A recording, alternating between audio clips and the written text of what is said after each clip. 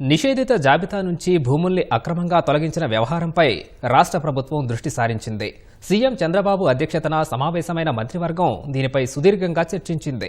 వచ్చే కేబినెట్లోగా దీనిపై కూలంకషంగా అధ్యయనం చేసి నివేదిక ఇవ్వాలని జిల్లాల ఇన్ఛార్జి మంత్రులను సీఎం చంద్రబాబు ఆదేశించారు.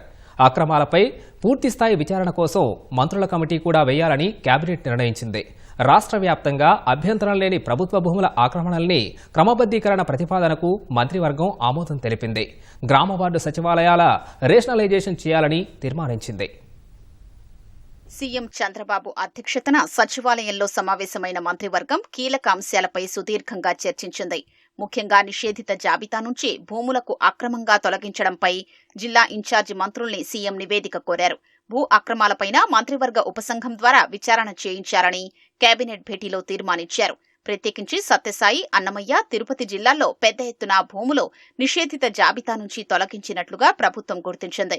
మొత్తం 13.6 లక్షల ఎకరాలు నిషేధిత జాబితాలో ఉంటే ఇందులో నుంచి 7 లక్షల ఎకరాలకు పైగా భూముల్ని జాబితా నుంచి తప్పించినట్లు ప్రాథమికంగా నిర్ధారించారు. వీటిలో 25,000 ఎకరాలు చేతులు మారినట్లు గుర్తించారు.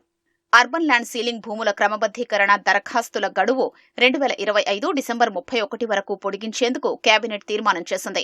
అందరికీ ఇళ్లు పథకం కింద పట్టణ ప్రాంతాల్లో 2 సెంట్లు, గ్రామీణ ప్రాంతాల్లో 3 సెంట్ల చొప్పున ఇళ్ల పట్టాలు పంపిణీ చేసేందుకు గాను మార్గదర్శకాల జారీకి కేబినెట్ ఆమోదం తెలిపింది.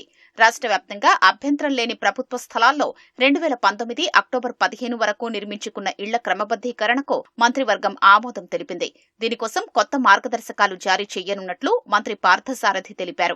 3.59 లక్షల ఎకరాల భూములు ఉన్నాయి. 22A డిలీట్ చేసినవి కానివ్వండి, లేదా పట్టా ల్యాండ్స్ కానివ్వండి, ఇనం కానివ్వండి, 13.6 లక్షల దాకా సుమారు.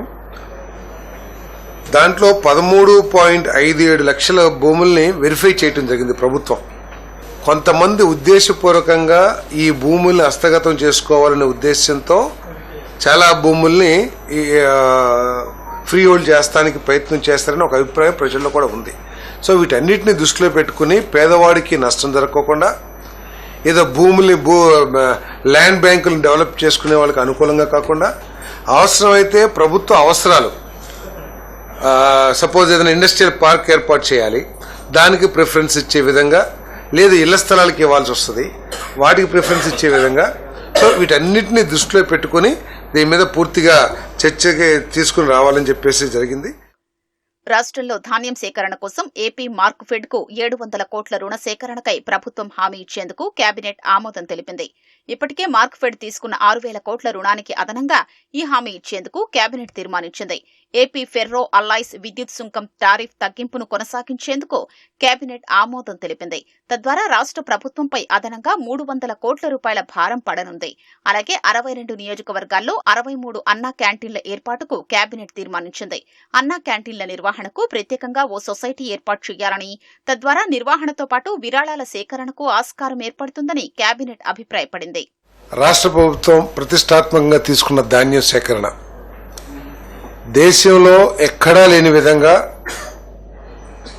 కూటమి ప్రభుత్వం ఆంధ్రప్రదేశ్లో ప్రతి రైతుకి కూడా ప్రభుత్వం సేకరించిన ధాన్యానికి 24 గంటలు, కొన్ని సందర్భాల్లో 6-7 గంటల్లోనే డబ్బులు చెల్లించిన ప్రభుత్వం ఈ దేశంలో కేవలం చంద్రబాబు నాయుడు గారి ప్రభుత్వం అనే విషయాన్ని గమనిస్తూ ఈ సీజన్లో 28,83,238 మెట్రిక్ టన్నుల్ని ధాన్యం సేకరించి దాదాపు 4.6 లక్షల రైతుల దగ్గర నుంచి సేకరించి వాళ్ళకి 6,469 కోట్లని చెల్లించడం జరిగింది.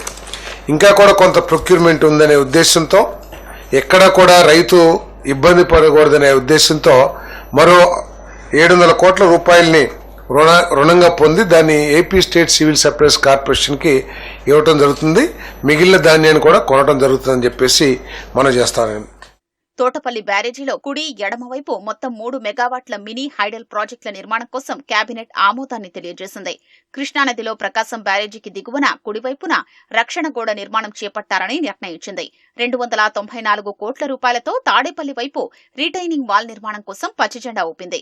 AP industrial corridor development corporation కు కడప జిల్లా కొప్పర్తిలో 2,595 ఎకరాలు, కర్నూలులో 2,621 ఎకరాల భూ బదలాయింపు కోసం స్టాంపు డ్యూటీ మినహాయింపునకు కేబినెట్ ఆమోదం తెలిపింది. గ్రామ వార్డు సచివాలయాల రేషనలైజేషన్ ప్రక్రియకు కేబినెట్ తీర్మానించింది. 3 కేటగిరీలుగా గ్రామ వార్డు సచివాలయాలు ఉద్యోగుల్ని విభజిస్తూ నిర్ణయించారు. అలాగే టెక్నికల్ క్వాలిఫికేషన్ ఆధారంగా ఆయా విభాగాల బాధ్యతలు అప్పగించారని కేబినెట్ ఆమోదించింది.